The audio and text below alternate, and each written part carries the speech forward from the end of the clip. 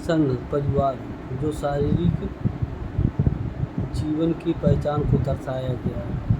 शरीर प्रकाश, योग माया, पिता माता, तन मन, जीवन मृत्यु। शरीर की गतिविधियों में परम तत्व द्वारा प्रदर्शित स्वयं की पहचान जो 6 रूपों में दर्शाया गया है।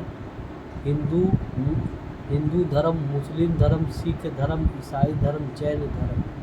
हिंदू धर्म समानता, आसमान, प्रकृति के रूपों में। मुस्लिम धर्म जल, पेड़ पौधों के रूपों में। सिख धर्म हवा, पंछी के रूप में। ईसाई धर्म आग, जानवर के रूप में। जैन धर्म जमीन के अंदर के जीव, पृथ्वी के रूप में। परम तत्व में ही प्रदर्शित सभी मसीहाओं के चिन्ह धर्मों के अनुसार पंच तत्वों के रूप में ये आत्म दर्पण सभी जीवात्मा की पहचान है, जो बौद्ध सिद्धांत के रूप में सनातन धर्म का पूर्ण विस्तार है। शरीर में शरीर द्वारा बनाए गए नियमों का प्रतिपादन तथा शरीर रहस्यों को सुलझाकर शारीरिक रहस्यों को सुलझाकर शरीर में मानवता समानता के रूप में अपने विचारों को ढाल लेना तथा प्रकृति द्वारा बनाए गए किसी भी शरीर से भेदभाव न करना और सबके प्रति प्रेम स्नेह की भावना ही बौद्ध धर्म का सिद्धांत है। संघम शरणम गच्छामि। हे तथागत बुद्ध, आपके द्वारा बनाए गए पारिवारिक नियमों का पालन करता हूँ तथा इसके विपरीत न चलने की प्रेरणा लेता हूँ। परिवार ही जीवन है, परिवार ही सत्य है, परिवार ही परम तत्व है। संघ में भी एक प्रकाश है, परिवार बिना प्रकाश के कभी भी नहीं चल सकते। परम तत्व सारे ज्ञान और प्रकृति के इन मनुष्यों को दे दिए कि मनुष्य से ही प्रकृति और सारे ज्ञान सुरक्षित रहेंगे और प्रकृति संतुलित रहेगी। लेकिन मनुष्य ने आपस में लड़ भिड़ कर सभी ज्ञान और प्रकृति को नष्ट कर प्राकृतिक नियम तोड़ दिए, अर्थात प्रकृति को नंगा कर स्वयं अपने आप को नंगा कर दिए और बुद्धि नष्ट कर मर्यादा में रहना भूल गए और अपने शरीर का विनाश स्वयं करने लगे। सोचने समझने की क्षमता खो दिए और समाज के सामने अपने और अपने परिवार को नंगा कर स्वयं असंतुलित हो गए। शरीर में अहंकार कर स्वयं विनाश के कारण बन गए।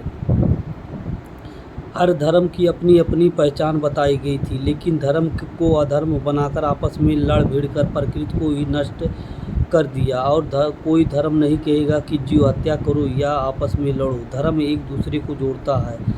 धर्म के नाम पर व्यभिचार व विखंडन परिवार को खंड खंड और शरीर में प्राकृतिक गुणों का अंत परिवार में ही दर्शाता है, जो सत्य के पथ को धारण किए बिना इसको समझा नहीं जा सकता।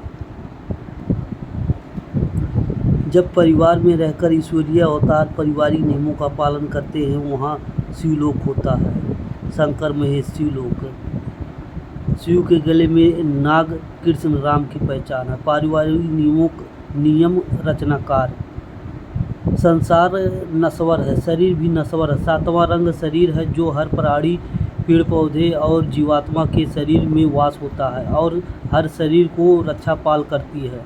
यह पिता का आखिरी रूप है। मनुष्य द्वारा किए गए बुरे कर्मों को इस संसार में उनके कर्मों के अनुसार एक काल चक्र तक जीवात्मा व पेड़ पौधे के रूप में इस संसार में शरीर भटकता रहता है और बुरे शरीर या बुरी आत्मा युगों युगों तक इसी भूमि पर भटकता रहता है। जीवन के अच्छे कर्मों के अनुसार ही या भक्तों के भक्ति के कारण संसार की रूपरेखा और छवि बनी रहती है। शरीर के सात्विक गुणों को शरीर में ही प्रदर्शित करना तथा परम तत्व के सातों रूपों को परम तत्व में प्रदर्शित करना। शिव व शिव तत्व की परिभाषा, जिसे महायोगी के रूप में ऋषियों द्वारा व्यक्त किया गया है। इसमें ऋषियों को छवि पाई जाती है। ऋषियों द्वारा इसे योग माया का रूप व नाम दिया गया है। ईश्वर की भक्ति हमेशा समानता, मानवता एवं सद्भाव से ही करने पर शरीर में आत्मज्ञान और शरीर में ईश्वर तक के मार्ग खुलने लगते हैं। गणेश जल देवी को कहा गया है। करुणा के सागर गणेश रिद्धि सिद्धि गणेश ही मनुष्य शरीर के बुद्धि व बुद्धि के दाता हैं। यह शरीर में प्रेम एवं भाईचारा का रूप दर्शाता है। शरीर के जीवन के सभी रूप रेखा में इनका वास होता है और शरीर को मंगल ही मंगल करके सब जीव प्राणी पेड़ पौधे आदि को 8 आयाम से जोड़ती है। शरीर को 8 आयाम 143 से मिलकर 2 शरीर को एक शरीर का रूप देती है। 8 आयाम ही अष्टकमल का चरखा है। 8 आयाम नश्वर शरीर के लिए कहा गया है। भगवान बुद्ध के अनुसार यह संसार नश्वर है।